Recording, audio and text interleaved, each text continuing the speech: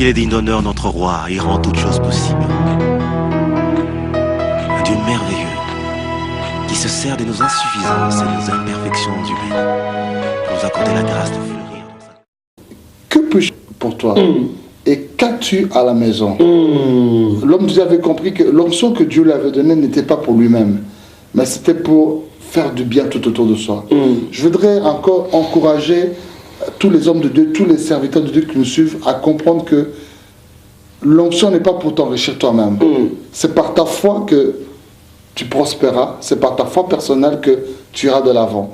Mais l'onction que Dieu t'a donnée, c'est pas pour faire un business, mais l'onction que Dieu a placée en moi, c'est pour les autres. Christ a dit que l'Esprit du Seigneur est sur moi, il m'a oint pour les autres personnes. Mais la foi, c'est ma foi personnelle qui va m'accorder tout. Mais l'onction, ce n'est pas pour ma marchandise. L'onction, quand Dieu me donne, c'est pour bénir les vies d'autres personnes. Voilà pourquoi il a dit, femme, que puis-je faire pour toi? Et il lui a dit, qu'as-tu chez toi la maison? Qu'as-tu chez toi? Cette femme a dit, je n'ai rien si ce n'est qu'un flacon d'huile. C'est-à-dire que même le flacon pour elle ne représentait rien. Et l'homme de Dieu a vu que non, ce flacon a être le point de contact du miracle. Souvent, nous voulons que tout soit réuni pour commencer quelque chose. Mais des fois, Dieu veut seulement qu'avec ce que tu as, ce soit le point de départ avec lequel tu parlais de l'avant. Amen. Alors, Moïse, Dieu lui a dit, c'est moi avec le bâton avec lequel tu as fait 40 ans dans le désert pour prêtre le troupeau du peuple d'Israël. C'est avec ce même bâton que tu iras délivrer le peuple d'Israël. Donc, des fois, nous pensons qu'il faut que tout soit réuni pour vivre des grandes choses. Mais Dieu dit non seulement, va avec la force que tu as. Avec Gédéon, va avec seulement l'armée de 300 personnes que tu as. Avec David, va seulement avec ta houlette et ton bâton, c'est avec lequel tu vas vaincre Goliath. Donc, il ne faut pas, des fois même dans le business, tu attends que non, un grand montant, non. Avec le peu que tu as, mais quand Dieu est avec toi, c'est à ce moment-là que tu vis le miracle.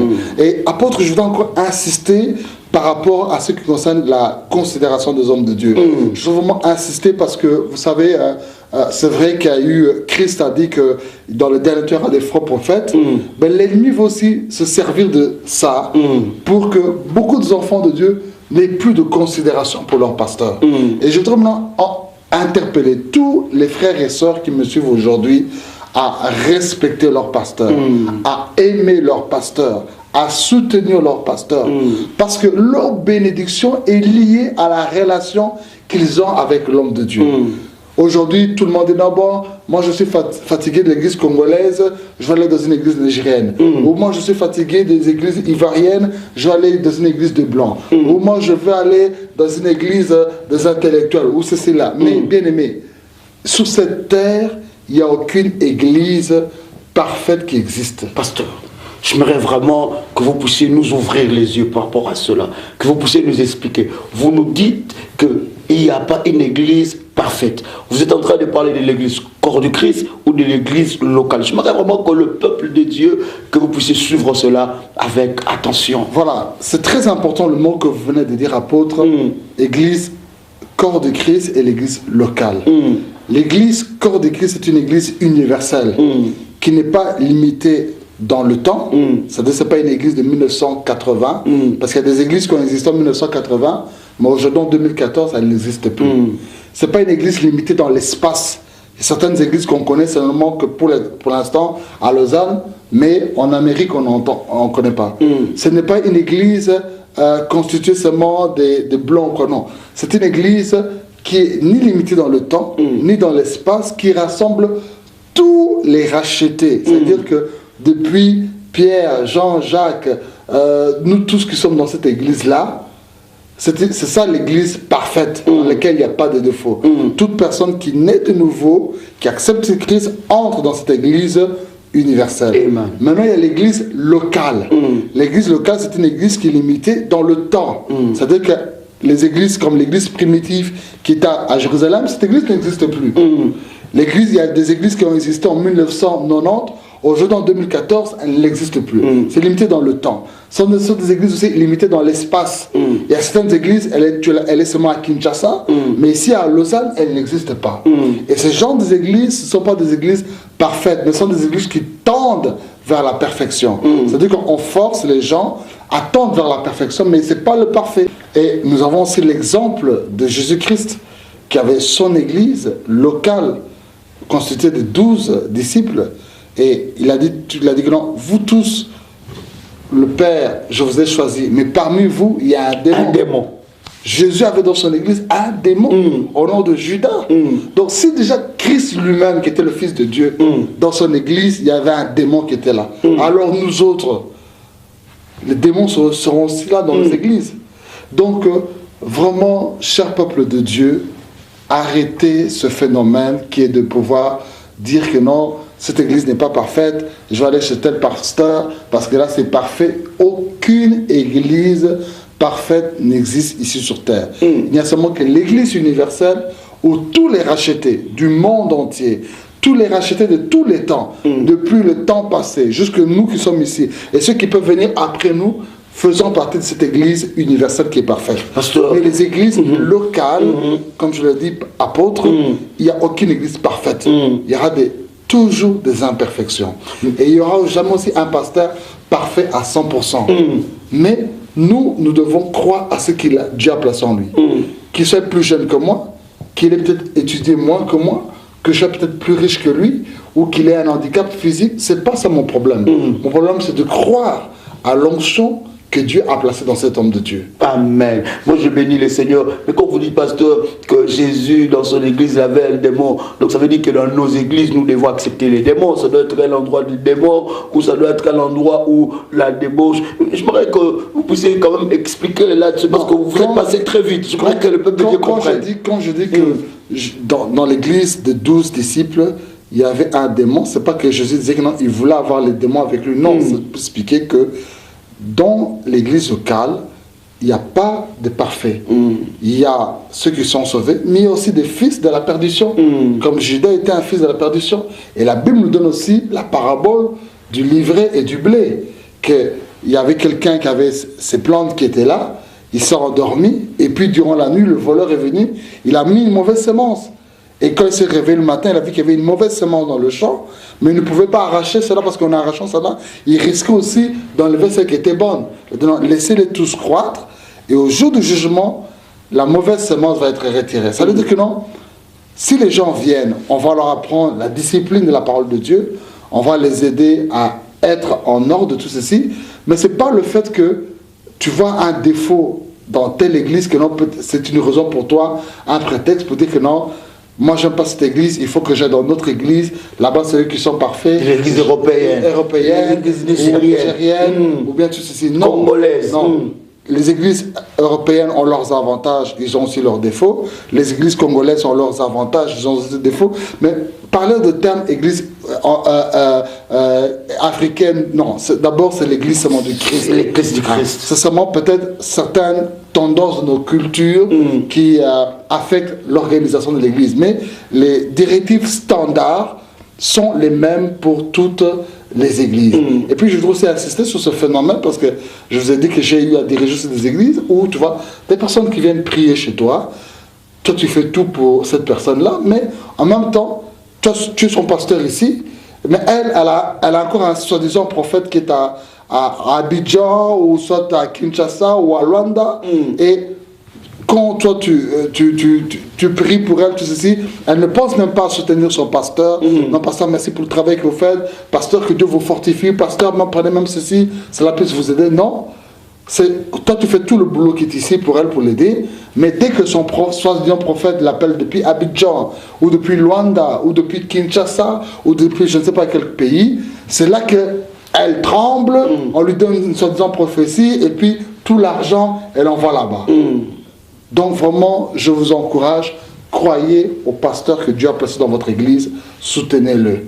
Même les missionnaires qui viennent faire un travail chez vous.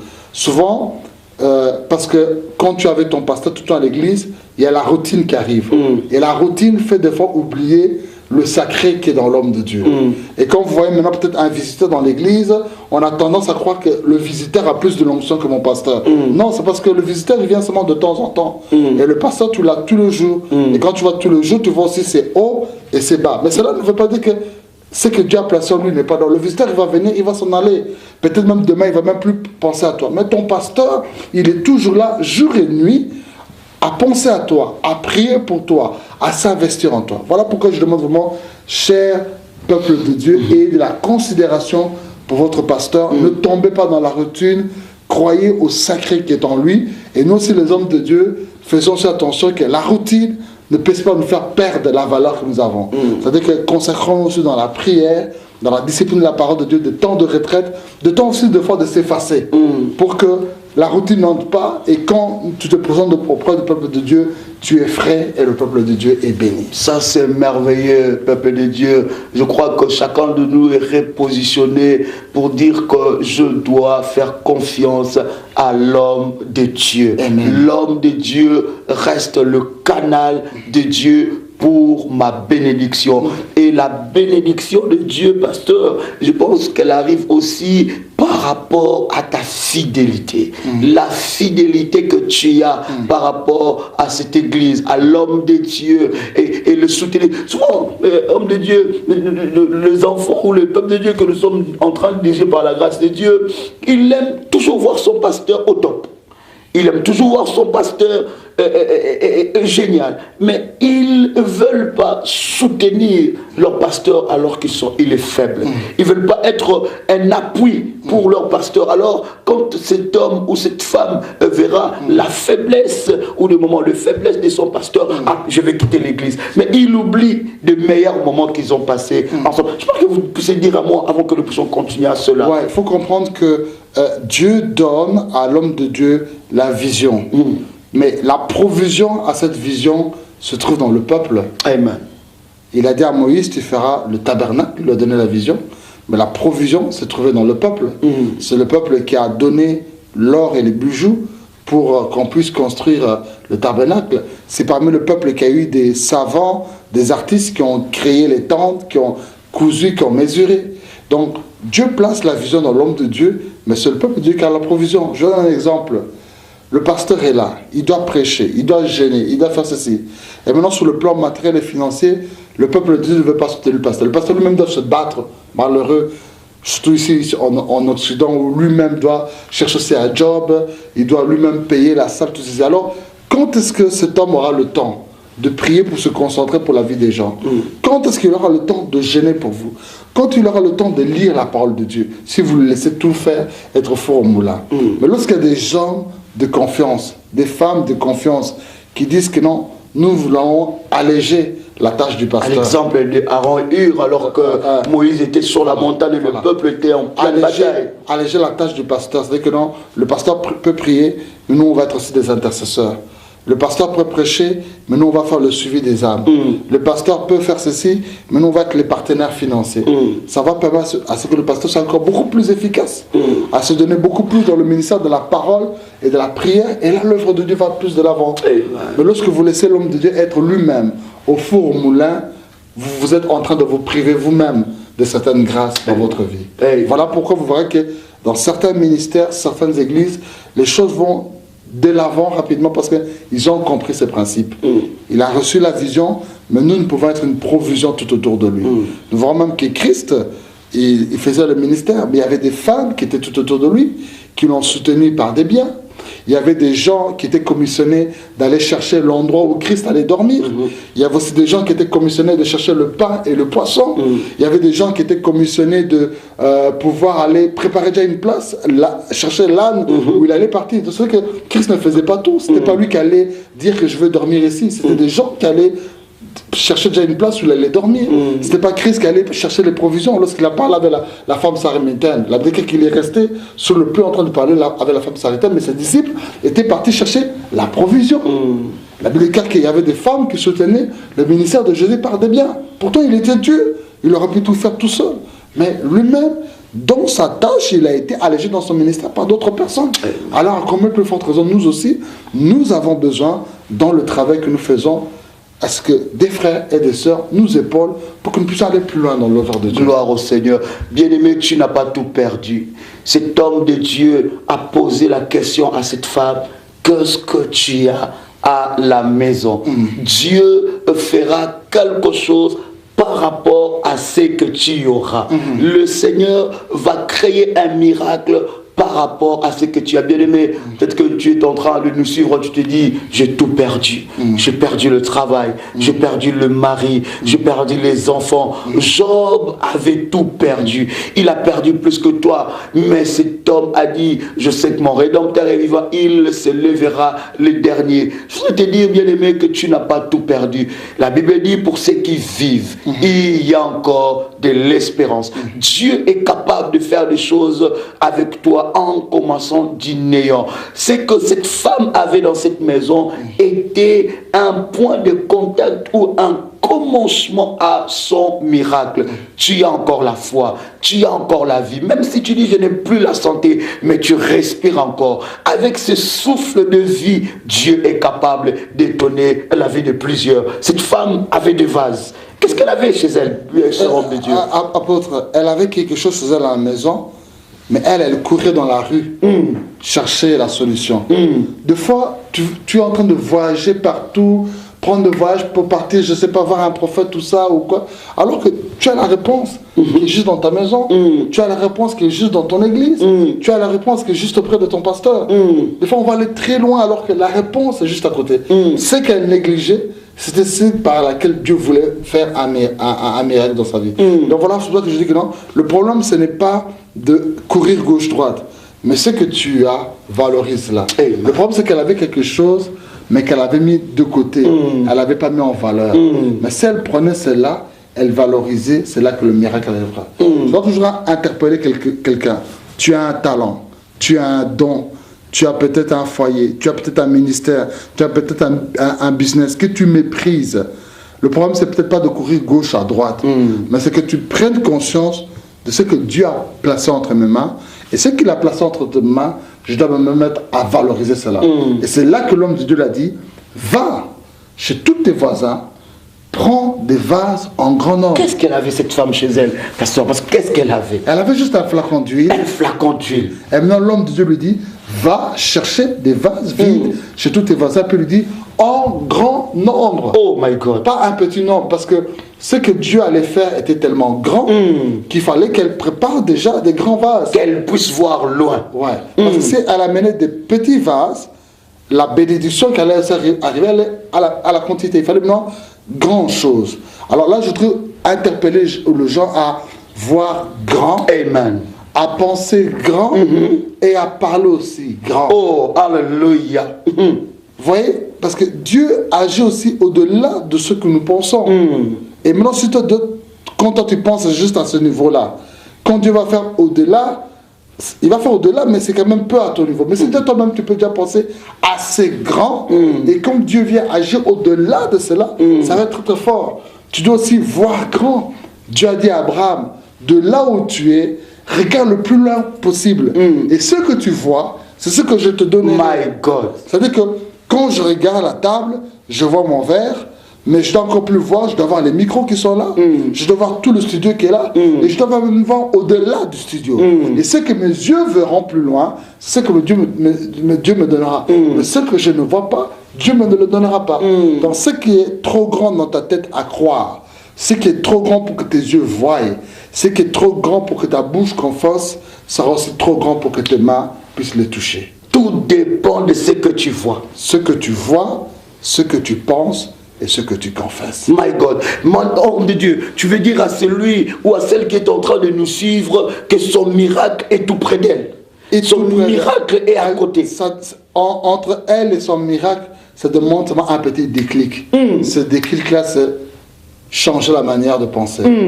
Changer la manière de voir les choses. Changer la manière de confesser les choses. Commence à penser grand, commence à voir grand, commence à confesser aussi grand. Et à ce moment-là, tout va changer dans la vie de la personne. Ce que tu vois, l'Éternel te l'accordera. Il y a quelque chose de fort que vous avez dit, homme de Dieu. Vous avez dit que Abraham devait voir. Le Seigneur devait l'accorder quelque chose, mais il le dit vois. Et Moïse, devant les hostilités ou le Philistin, plutôt les Égyptiens étaient en train de le poursuivre. Et Dieu lui dit, les Égyptiens que vous voyez aujourd'hui, vous ne le verrez plus jamais. Bien-aimé dans le Seigneur, ça dépend de ce que tu vois. Ça dépend de ta foi. La foi a un caractère. La foi a un langage. Le Seigneur t'accordera seulement ce que tu es en train de voir. Cette année, homme de Dieu, il faut, au travers de ces messages, que le peuple de Dieu comprenne que nous avons un grand Dieu qui fait des grandes choses et qui veut que nous puissions voir des choses aussi grandes. Ne te limite pas. Ne dis pas que cela ne m'arrivera pas parce que je n'ai pas une bonne éducation. Ne dis pas que cela ne m'arrivera pas parce que je n'ai pas fait de longues études. Ne dis pas que cela ne m'arrivera pas parce que je n'ai pas de soutien. Personne ne peut me pistonner. Ce que tu vois, c'est ce qui t'arrivera. Si tu te vois entrer dans ce travail-là et avoir des postes et des responsabilités, le Seigneur est capable de t'amener là. Joseph, la Bible ne me dit pas qu'il avait fait des grandes études, mais cet homme est entré dans la maison, non seulement de Potiphar, il est passé dans la maison de Pharaon. Ce que tu vois, c'est que l'Éternel t'accordera. Homme de Dieu, quel était l'impact de voisins? Voilà. Cette femme avait des vases, mais elle devait aller prendre des vases ailleurs. Quel était l'impact de toutes ces personnes et de son environnement et de son entourage? Je crois que vous pouvez nous ouvrir les yeux. Il lui dit, va prendre des vases en grand nombre et n'en demande pas un petit nombre chez tes voisins. Ses relations avec son voisinage étaient très importantes. Alléluia. Tu te rends compte que si cette femme ne connaissait personne dans le quartier, elle n'aurait eu aucun vase.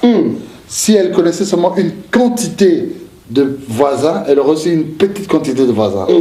Donc le nombre de vases qu'elle allait prendre dépendait du nombre de voisins qu'elle connaissait. Oh my God. Et pas seulement le nombre de voisins, mais la manière dont elle soignait ses relations avec les voisins. Parce qu'elle pouvait connaître beaucoup de voisins. Mais si elle va chez sa voisine, toi tu m'avais insulté un jour, toi tu t'étais moqué de moi un jour, toi tu m'avais demandé je t'ai demandé quelque chose mais tu m'avais refusé. Tous les voisins allaient dire non, on ne va pas te donner. Mais parce que elle avait des connexions et elle avait soigné ses connexions, ça lui avait permis aussi d'avoir beaucoup de vases. Et là je voudrais parler maintenant sur l'importance des connexions. Amen. Mes chers amis, vous devez apprendre à soigner vos relations avec les gens qui sont tout autour de vous. Soigne tes relations avec les membres de ta famille. Soigne tes relations avec ta belle famille. Soigne tes relations avec les membres de ton église. Soigne tes relations avec tes collègues du travail. Soigne tes relations avec ton voisinage. Car tu ne sais pas ce qu'une relation peut t'apporter demain. Alléluia. Nous connaissons des gens qui ont fait une grande carrière de sport juste à cause d'une connexion. J'ai rencontré un homme, il a parlé de moi à un entraîneur, et toute sa vie a changé. Donc, apprenons à changer nos connexions. David, il a aidé le fils de Jonathan, Mephibosheth, qui était paralysé de naissance. Un enfant, à l'époque, il n'y avait même pas l'assistance sociale. Il n'y avait même pas les avantages d'une personne handicapée. Mais cet enfant s'est retrouvé à vivre dans un palais royal. Il mangeait chaque jour à la table du roi. Il avait même une terre pour lui. Il avait des serviteurs pour lui. Pourquoi? À cause de la relation que son père, Jonathan, avait eue avec le roi David dans sa jeunesse. Cette relation a permis que cela puisse être bénéfique pour lui. Certains bénéfices peuvent arriver sur ta femme, sur ton fils, sur un membre de ton église à cause des relations que tu as. Les connexions sont très importantes. Je donne un exemple. Aujourd'hui, je suis à Lausanne. J'ai prêché à l'église Messa. Aujourd'hui, je suis à Lausanne. Je suis sur le studio Nats4 TV. Tout cela, c'est à cause d'une connexion. Si je n'avais pas cette connexion avec toi aujourd'hui, apôtre, je ne saurais jamais qu'il y a une télévision ici à Lausanne. Je ne saurais même pas comment je peux venir sur le studio parler. Je ne saurais pas comment je peux prêcher. J'allais seulement entendre que non, tel est parti prêcher, tel est parti à la télévision. Mais moi, je ne saurais pas comment, parce qu'il me fallait une connexion. Et même Jésus lui-même, il a eu besoin d'une connexion. Sa connexion, c'était Jean-Baptiste. Amen. C'est Jean-Baptiste qui a présenté Jésus. Il a dit, voici l'agneau de Dieu qui ôte le péché du monde. Lorsqu'il a présenté, c'est à ce moment que le monde a connu Jésus et que Jésus a commencé son ministère. Donc, bien aimés, nous avons besoin de connexion. Apprenez à relation, à soigner vos relations. Ne sois plus asocial, ne sois plus quelqu'un conflictuel, mais sois un homme de paix. Apprends à vivre avec les gens. Et quand je dis les connexions, il faut faire aussi attention à connexion et connexion. Les connexions. On est appelé à aimer tout le monde, mais on n'est pas appelé de faire de tout le monde ses amis. Bien aimé, depuis quelques années, apôtre Joël, j'ai fait le choix de choisir les sélections, de sélectionner les amis que je dois avoir. Ça veut dire que les mauvaises compagnies corrompent les bonnes mœurs. Amen. Cela sous-entend que les bonnes compagnies t'amènent de l'avant. Amen. Et donc, j'ai sélectionné. Tu peux être pasteur, tu peux être ceci, mais si je vois que les valeurs que toi, tu considères ne sont pas en concordance avec les valeurs que moi, je considère, je ne me mettrai pas à côté de toi. Je te considérerai comme mon frère dans le Seigneur, je t'aimerai, mais je ne ferai pas de toi mon ami. Donc vraiment, apprenez à sélectionner les bons amis que vous devez avoir et cela vous aidera. Nous avons vu des couples qui ont été détruits, des ministères qui ont été détruits, des enfants qui étaient bien éduqués, qui sont détournés de mauvaises voies à cause des mauvaises connexions. Cette femme avait une connexion et le miracle de cette femme pouvait aller de plus en plus, de gloire en gloire, par rapport au nombre de vases qu'elle pouvait accueillir chez ses voisins. Cela est très important, homme de Dieu. Vous êtes en train d'ouvrir quelque chose d'important. Il y a des gens qui sont des champions à inventer des choses. Il y a des gens, alors que la famille est dans la paix, il s'imagine chez lui, il se dit, mais comment est-ce que je peux amener un trouble? Comment est-ce que je peux faire que ces deux personnes puissent avoir des conflits et des problèmes? Soigner les relations, chercher la paix t'amènera très loin. Ça ne sert à rien, bien aimé dans le Seigneur. Le Seigneur peut te visiter au travers de quelqu'un. Dieu peut utiliser une personne pour que ta bénédiction. Et cette femme, elle était vraiment dans le besoin. Et j'imagine si elle avait des problèmes avec tous ses voisins, elle allait dire, homme de Dieu, je peux seulement avec mes vases. Mais l'homme de Dieu l'a envoyé, elle dit, va demander de vases. La relation est très importante. Ça peut te produire un miracle. Alors que nous sommes en train de partager cette vidéo, tu peux avoir des conflits éternels. Tu dis, moi je ne parle pas à celui-là, j'aime pas sa tête, j'aime pas sa façon de parler. D'ailleurs, je ne suis pas ami avec lui, je ne peux pas être ami avec de telles personnes. Bien-aimé, il est grand temps de soigner nos relations. Et on peut soigner, pasteur, nos relations en pardonnant, en cherchant la réconciliation, en s'humiliant, parce que nous ne savons pas le chemin que notre bénédiction peut emprunter. Homme de Dieu. Vraiment, vous devez apprendre, cher peuple de Dieu, à ne mépriser personne. Parce qu'on ne sait pas ce que l'avenir nous réserve demain. Une personne peut être bas aujourd'hui, mais demain il peut être grand. Amen. Une personne peut être grand aujourd'hui, demain être bas. Donc ayez vraiment de la considération pour toute personne. Soignez vos relations et sachez aussi qui vous devez sélectionner comme ami. Et l'homme de Dieu a dit à cette femme non seulement de prendre des vases en grand nombre et d'aller chez tous les voisins, mais il lui a donné encore une deuxième recommandation, c'était de fermer la porte et de fermer les fenêtres. Oh my God! Et pourquoi il a dit de fermer la porte et fermer les fenêtres? Parce que si la porte était ouverte, les passants seraient là, les passants allaient dire, mais comment notre voisine, elle a plein de vaches chez elle à la maison. Elle a déjà perdu son mari, elle est endettée, on va bientôt enlever ses enfants et mener à des vases. C'est la folie qui commence. Il faut qu'on la prenne, on l'amène dans un clinique. Donc elle allait être distraite du travail qu'elle devait faire. Elle a dû se fermer les fenêtres parce que ses fils devaient l'aider dans le travail. Il se pouvait aussi que les amis du quartier puissent appeler les fils, que non, hey, fiston, viens, on va jouer un match de foot. Le fiston allait laisser le travail qu'il devait faire, aider sa maman, et aller jouer au football. Alors il fallait fermer la porte. Fermer les portes. Fermer les fenêtres pour être concentré sur le travail. Sur le miracle qui s'est produit. Le travail qu'on leur avait demandé de faire. Aujourd'hui, beaucoup de gens perdent un miracle dans leur vie à cause de la distraction. Ils sont à 2 doigts près de leur bénédiction. Ils sont à 2 doigts près de rencontrer l'homme de leur vie. Ils sont à 2 doigts près de voir la personne dans leur ministère. Mais à cause d'une distraction. La distraction peut être peut-être les on-dit. Quelqu'un a dit ceci au téléphone. Quelqu'un a écrit quelque chose sur toi sur Facebook. Ou ça peut être ce que le diable te montre. Un homme qui vient te distraire, une femme qui vient te séduire. Et ces choses t'empêchent maintenant d'être concentré sur ce que Dieu te demande. Peut-être que le miracle que tu as attendu n'intéresse seulement quelques secondes. Mais une simple distraction t'a détourné du plan de Dieu dans ta vie. Voilà pourquoi je vous demande, chers amis, soyez concentrés sur ce que Dieu vous a appelé à faire. Si Dieu t'a appelé à commencer un business, concentre-toi sur ton business. Ferme ta porte et ta fenêtre. Ferme tes fenêtres. Alléluia. Sois concentré sur cela. Si Dieu t'a appelé dans le ministère, concentre-toi sur le travail de ton ministère. Ferme la porte et ferme le fenêtre. Si Dieu t'a appelé dans une carrière professionnelle, discipline-toi. Ne va pas dans les boîtes de nuit, ne va pas dans ceci. Concentre-toi sur ta carrière. Ferme la porte et le fenêtre. Et quand tu es concentré, c'est là que tu seras efficace et que le miracle viendra. My God, man of God, vous avez dit quelque chose de fort. C'est-à-dire, quand tu seras concentré, c'est là que tu seras efficace. Et c'est là que le miracle viendra. Je pense que vous pouvez nous aider. Parce qu'il y a beaucoup de gens qui entendent parler et ils n'arrivent pas à se concentrer. La concentration rend le miracle efficace. Je donne un exemple très simple. Vous pouvez prendre une feuille de papier et il y a le soleil à l'extérieur. Tu mets ta feuille de papier comme ça. La feuille va être chaude, mais il n'y aura pas vraiment grand chose qui va se faire.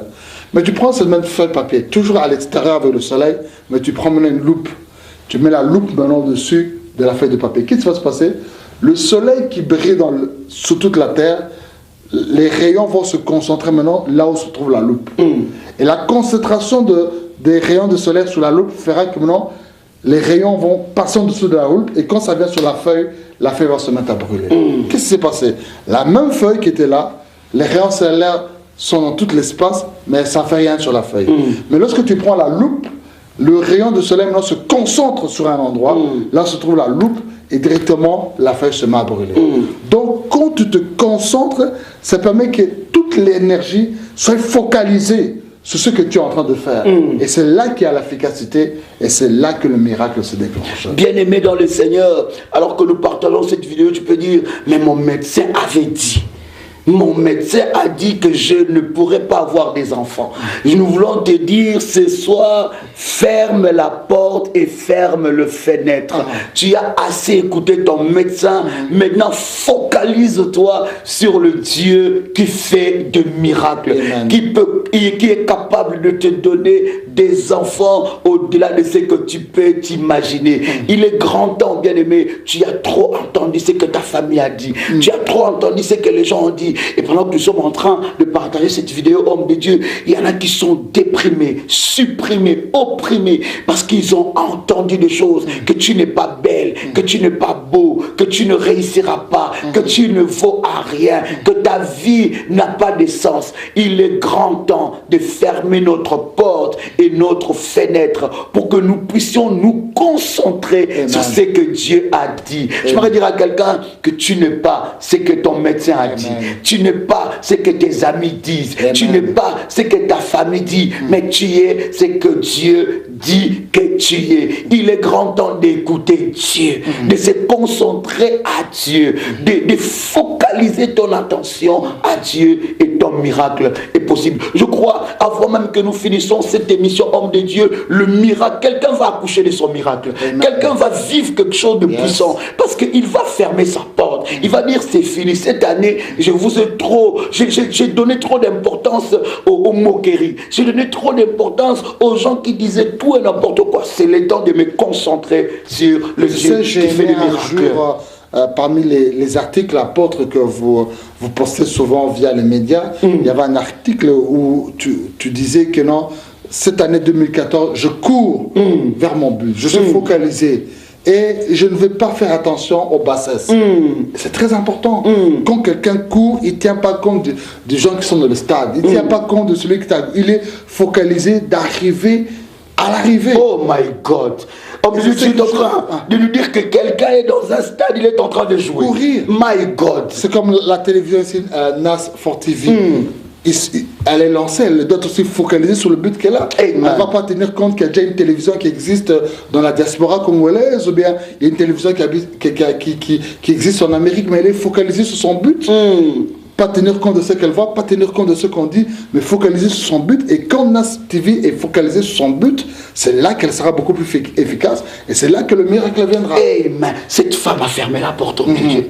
Cette femme a fermé le fenêtre. Qu'est-ce qui s'est passé? Alors, lorsqu'elle a fermé la porte, elle a fermé les fenêtres, il y a eu un travail qui s'est fait entre elle et ses fils. La femme n'a pas travaillé toute seule. Les enfants n'ont pas travaillé sans leur maman. Mais la maman avait besoin des enfants et les enfants avaient besoin de la maman. Il n'y avait pas une guerre de génération. Aujourd'hui, nous voyons la guerre de génération politique. Nous avons vu de la guerre de génération dans la musique mondaine. Et maintenant, nous voyons même que dans l'église, il y a la guerre de génération. Les jeunes pasteurs ne veulent pas respecter les vieux pasteurs. Les pasteurs aussi anciens ne reconnaissent pas les talents des jeunes qui viennent. Non, non. Les enfants se sont dit non, on est jeunes, mais on a besoin de l'expérience de la maman. La maman s'est dit sinon, je suis vieille, mais j'ai besoin de la force de ces jeunes. Et ils ont travaillé en collaboration. Je viens demander aux gens, cessons cette guerre de génération dans le ministère. Les aînés sont là, donne-leur leur respect. Nous avons besoin de leur expérience. Les aînés aussi, n'ayez pas peur des jeunes. Vous avez aussi besoin de leur fougue, de leur zèle. Et ensemble, vous pouvez faire quelque chose de fort. Et il y avait la complémentarité. La complicité. La maman versait, les enfants présentaient les vases. Chacun était à la place qu'il faut. Le problème aujourd'hui dans nos églises apôtres, c'est que des fois aussi par complaisance, nous mettons des gens à des fonctions qui n'ont pas leur place. Tu vois seulement que la maman a des cheveux blancs. Ah maman, toi tu vas être la présidente des mamans. Pourquoi à cause de ses cheveux blancs? C'est pas le fait qu'elle a des cheveux blancs qu'elle doit nécessairement être la présidente des mamans qui sont dans l'église. Mettez les personnes qu'il faut à la place qu'il faut. Aujourd'hui, on a l'équipe de Barcelone au football ou bien l'équipe de Real de Madrid qui est très forte. Mais pourquoi ces équipes sont fortes? Parce que chaque joueur sont placés à la bonne place. Tu te rends compte que tu prends maintenant quelqu'un comme Messi, tu le mets à la défense. Et tu prends quelqu'un qui est défenseur, tu le mets à l'attaque. Qu'est-ce que le Barcelone va devenir? Ça va devenir une mauvaise équipe. Mais si le FC Barcelone est ce qu'elle est, c'est parce que chaque joueur sont placés à la place qu'il faut. J'étais à mon poste à Bakoukdi et je veillais. Chacun doit être à son poste. Et comme dans l'église, chacun est à son poste, il est appelé à chanter. On le met au chant, il est appelé à prêcher. On le met à la prédication, il est appelé à modérer. On le met à la modération, il est appelé à balayer. Et qu'on fasse comprendre aussi à gens que il n'y a aucune fonction qui est plus spectaculaire ou plus importante que l'autre. Le problème aujourd'hui qu'on a, c'est que les gens ne veulent pas sur leur fonction parce qu'ils pensent que non, celui qui prêche est plus grand que celui qui balaye. Non, le problème c'est d'être fidèle à la fonction que tu as et c'est là que Dieu viendra te bénir. Et reconnaître les talents de l'autre. Quand vous allez dans l'hôpital, il y a des généralistes, mais il y a un moment, le généraliste dit non, pour ce domaine-là, je vais vous amener auprès d'un spécialiste. Le spécialiste te soigne et dit bon oui, je te soigne, mais tu as encore un problème de la peau. Pour le problème de la peau, je vais t'amener chez un dermatologue. Le dermatologue te soigne, il y a un autre problème, tu as un problème de dents, je te soigne, je t'envoie chez le dentiste.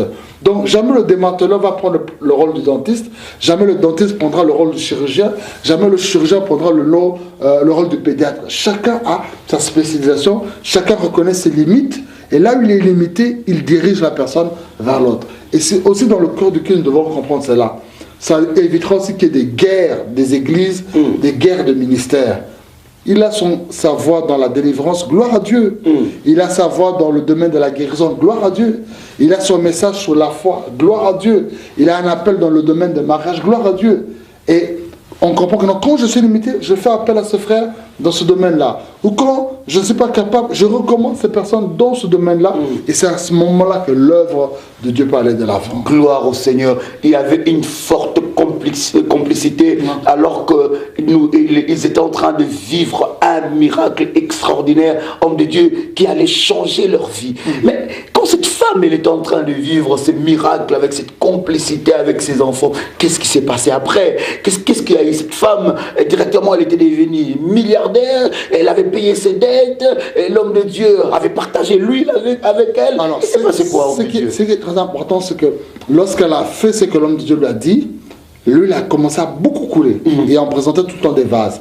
Mais à un moment, il n'y avait plus de vases, et l'huile aussi s'est arrêtée de couler. Ce qui me touche, apôtre, tu sais que s'il y avait toujours des enfants qui étaient là, même les petits-enfants qui étaient là, en train de déposer des vases, jusqu'aujourd'hui, on aura entendu qu'au Moyen-Orient, il y a toujours l'huile qui continue à couler. Amen. Le problème, ce n'est pas que l'huile, le problème, c'était les vases. Tant qu'il y avait des vases disponibles, l'huile allait couler. Cela, c'est pour dire aux gens que la puissance de Dieu est illimitée. Illimité. Mais le problème, c'est notre disponibilité. Amen. Plus tu es disponible au Seigneur, plus le Seigneur agit. Bien aimé, il y a des gens qui disent non, les miracles, on ne le voit plus. Non, les miracles sont là. Mais le problème, c'est que Dieu cherche des hommes et des femmes qui sont disponibles. La disponibilité, c'est la consécration. La disponibilité, c'est donner du temps à Dieu. La disponibilité, c'est se conserver pur. La disponibilité, c'est être à l'écoute du Seigneur. La disponibilité, c'est être au pied du Seigneur. Et quand tu manifestes tous ces caractères de la disponibilité, l'huile est capable de couler et de couler abondamment.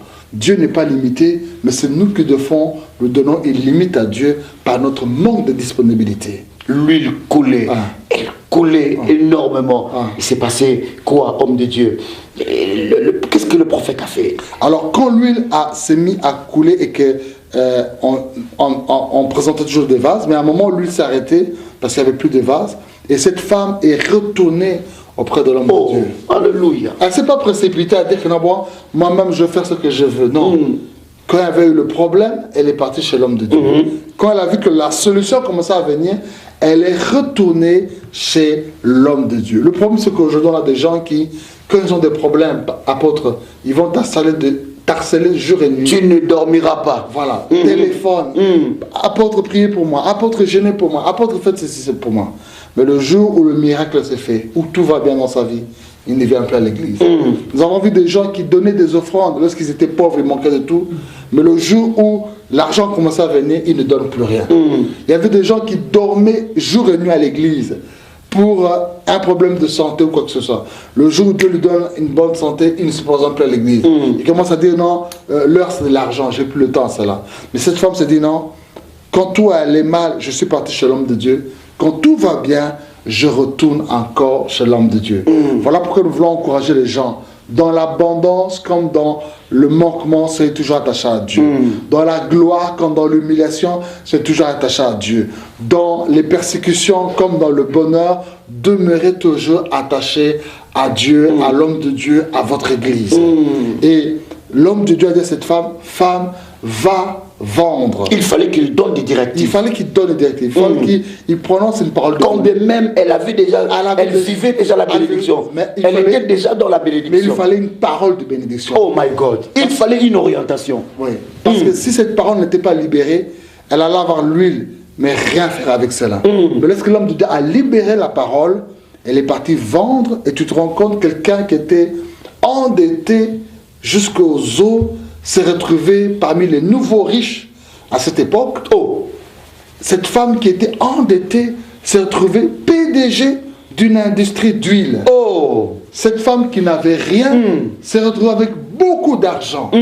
Donc je crois que ce même Dieu peut le faire aujourd'hui. Alléluia. Si tu t'assis, tu ne fuis pas ton église, tu ne fuis pas ton pasteur, tu ne fuis pas ton Dieu, tu attends les instructions du Seigneur que le Seigneur peut donner dans l'église ou bien par ton pasteur, du bas où tu étais, tu te retrouves au sommet. De celui qui était endetté, tu te retrouves parmi les hommes riches.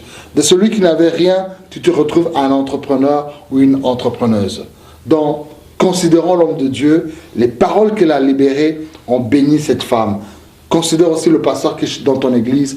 Considère ton conducteur, sois toujours à côté de lui, qu'il libère une parole de grâce sur ta vie et tu verras les choses extraordinaires que Dieu fera pour toi. Alléluia, my God. Je bénis les Seigneurs, homme de Dieu. Je suis tellement émerveillé. C'est comme si je me revois encore dans cette extraordinaire réunion et comment est-ce que le peuple de Dieu était béni. Et je vois encore quelqu'un qui est en train de nous suivre, être béni par cette parole. Je voudrais vous dire, bien aimé dans le Seigneur, que c'est encore possible.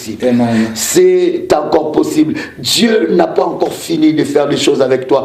Cette femme, homme de Dieu, vous avez dit que cette femme, elle était endettée, mais elle est devenue chef d'entreprise d'une industrie d'huile, mais avec un miracle. Dieu est capable de te prendre du bas de l'échelle. La Bible dit, il nous prend de la poussière, il nous fait asseoir avec les grands. Bien-aimé, ce moment, ce message, c'est pour te dire que Dieu n'a pas fini de faire avec toi. L'homme de Dieu a dit, nous devons fermer la porte et le fenêtre pour se concentrer sur ce que Dieu a dit. Et cette femme, ce que j'aime avec cette femme, c'est qu'elle a suivi les instructions de l'homme de Dieu du début à la fin, de A à Z. Et quand bien même elle était déjà bénie, elle vivait déjà la bénédiction, elle dit non, mais qu'est-ce que je peux faire avec ça? Elle retourne vers l'homme de Dieu. Et l'homme de Dieu, quand il libère cette parole, il dit va vendre. Cette parole était accompagnée d'une onction spéciale. Cette parole a béni cette huile, afin que cette huile, quand elle rentrera dans le marché, que cette huile soit, oh my God, que cette huile soit l'huile le plus extraordinaire, que cette huile soit l'huile qui va faire de cette femme une femme de grande renommée. Dieu peut le faire avec toi. Amen. Dieu est capable de le faire avec toi. Ce n'est pas pour rien que tu as ouvert cette page. Ce n'est pas pour rien que tu suis ce message. C'est parce que Dieu va visiter ta vie. L'impossible devant Dieu peut devenir possible. Tout dépend de ce que tu vois. Vois grand et Dieu fera de grandes choses avec toi. Homme de Dieu, je voudrais que nous puissions prier, que vous puissiez adresser une prière à ces personnes qui vous ont suivi. Aujourd'hui, nous avons été bénis et nous voulons que vous puissiez prier pour ces personnes qui sont en train de vivre des moments difficiles. Ils sont en train de passer des temps mais difficiles, mais ils attendent quelque chose de la part de Dieu. J'aimerais qu'ils bénéficient de cette prière. Bien aimé, vous qui êtes en train de nous suivre, j'aimerais que vous soyez branchés à cette prière, parce que je vous dis qu'un miracle de Dieu va se passer et vous serez inondés de témoignages, parce que vous allez accoucher d'un miracle au nom de Jésus-Christ. Alléluia. Oui, nous voulons prier à cet instant avec vous. Que si deux personnes s'accordent sur la terre pour demander quelque chose à Dieu, Dieu le fera. Et la foi, et le Seigneur va intervenir. Père, merci encore pour ce privilège que tu nous permets d'exercer encore le ministère au travers des médias. Merci Seigneur pour chaque individu, chaque couple, chaque famille, chaque enfant de Dieu ou païen ou serviteur de Dieu. Chaque personne qui nous suit en Europe, en Asie, en Afrique, en Amérique, même jusque dans les Antilles à cet instant, par l'Internet, par la télévision, ou bien par une vidéo, ou par un CD ou un DVD, je prie qu'à cet instant qu'ils suivent ce message, Papa, que tu les visites comme tu as visité cette femme, qui était au bout du rouleau, cette femme qui n'avait plus aucun appui, mais qui s'est tournée vers toi en la personne du prophète Élisée. Seigneur, je sais que ce que tu avais fait pour cette femme est encore d'actualité aujourd'hui pour quelqu'un qui vit une crise sur le plan financier, une crise sur le plan matériel, une crise sur le plan spirituel, une crise sur le plan conjugal, une crise sur le plan familial, une crise sur le plan professionnel, une crise sur le plan ministériel, une crise sur le plan émotionnel ou physique. Seigneur, agis maintenant. Yes. Que de ceux que était comme un néant, la Bible dit qu'elle a négligé cette huile, mais cette huile a été l'agent déclencheur du miracle. Parce que tu prends les choses qui sont faibles pour confondre les forts, tu prends les choses qui sont petites pour confondre les grands, tu prends les choses qui ont point d'importance pour confondre ce qui a de l'importance. Merci Seigneur pour métamorphoser les choses, apporter à l'existence ce qui n'existe pas, apporter à la vie ce qui était dans le néant, apporter, Seigneur, la lumière là où il y avait les ténèbres. Merci Seigneur pour le miracle que tu as fait. Oh yes, sir. Et merci aussi pour tout ce que nous avons partagé durant cet entretien et qui va bénir encore la vie de chaque personne qui nous en suit. Reçois la gloire et l'honneur dans le nom de Jésus, que toute la gloire te soit rendue. Merci Seigneur Jésus. Et Amen. Tu peux dire Amen encore très fort avec moi. Comme dit le bishop Mathieu, tu peux dire un Amen avec joie. Un Amen avec bonté. Je le salue en passant. J'aimerais bien aimer te dire que Dieu t'a énormément visité. Dieu t'a fait du bien au travers de ce message. Ce message est tellement long que, homme de Dieu, nous allons le faire en 2 parties, afin que chacun de nous, n'est-ce pas, qui va nous suivre aussi, toutes ces personnes qui soient réellement bénies, qu'ils captent la pensée de Dieu. Je m'arrête de bénir toi qui nous as suivis dans cet entretien avec l'homme de Dieu, le révérend pasteur Mapamoni qui nous vient de la Belgique. Je m'arrête bénir aussi cet instrument qui nous a, n'est-ce pas, aidé de partager, de t'atteindre là où tu es, dans ta maison, dans ta chambre, je ne sais pas où, ou dans une salle particulière.